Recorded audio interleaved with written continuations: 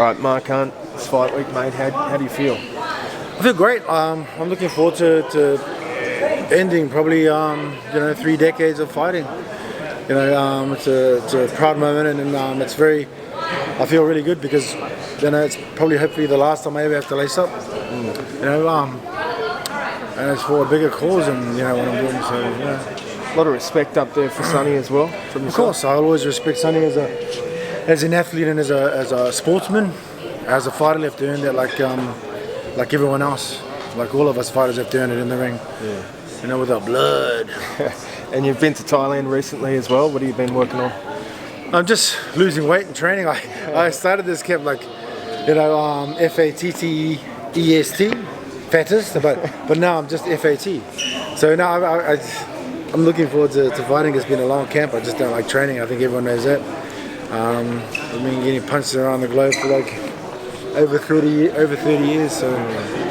And you brought David Tua into the camp as well, absolute legend. I mean, having one of the greatest boxers to ever do it, man, hanging out and just sharing some knowledge and just being a part of the camp, even hanging with Dave. He's a inspirational man, and he's one of the pioneers in our communities.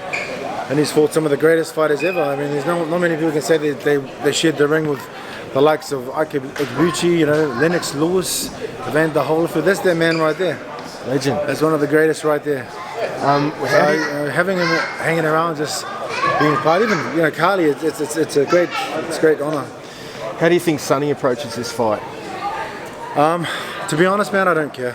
That's his business. That's up to him. I mean, his aspirations of being the world champion.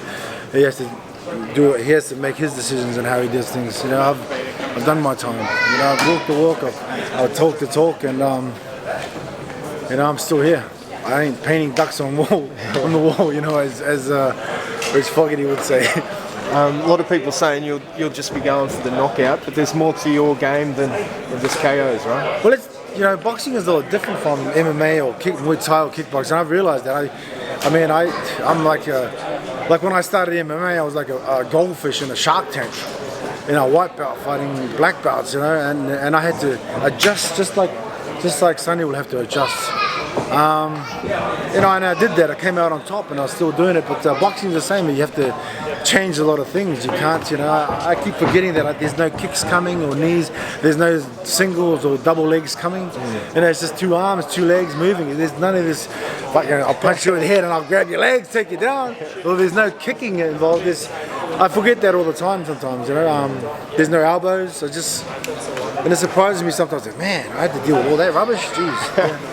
You had a bit to say up there about UFC. Fuck them, bro.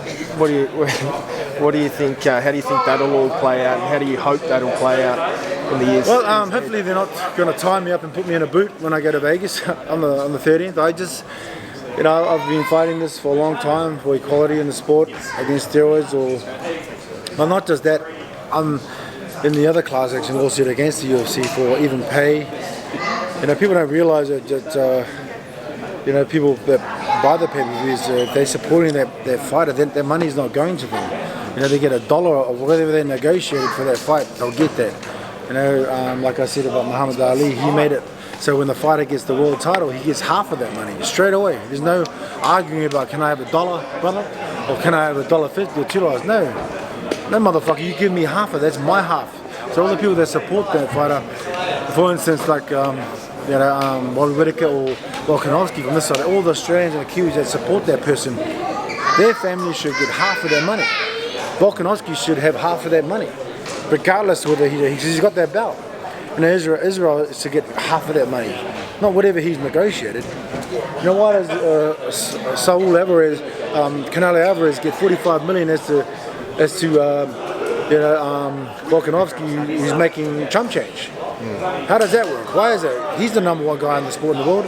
So is Volker, so is Izzy. Why aren't they getting that kind of money? It's because these grubby little dogs are taking it all. And that's why Muhammad Ali made it possible for the boxers to make that kind of money, because he stood and gave it to them. That's why he's the greatest. Not because of their belt. Their belt that they hold, especially the UFC belt, is worthless. It's got zero prestige and it's got zero fucking money.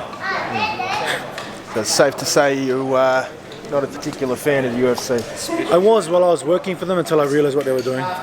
You know, we had to fight for every nickel and dime, and there ain't no fighter can tell me otherwise, UFC fighter, because I've been there. I've been in that. I can't speak about any other company, but I can speak about the UFC. And whatever they say, they can try and put a lawsuit on me. It'll never work, because everything I said is the truth. Everything I've spoken about them is the truth. Thanks, Mark.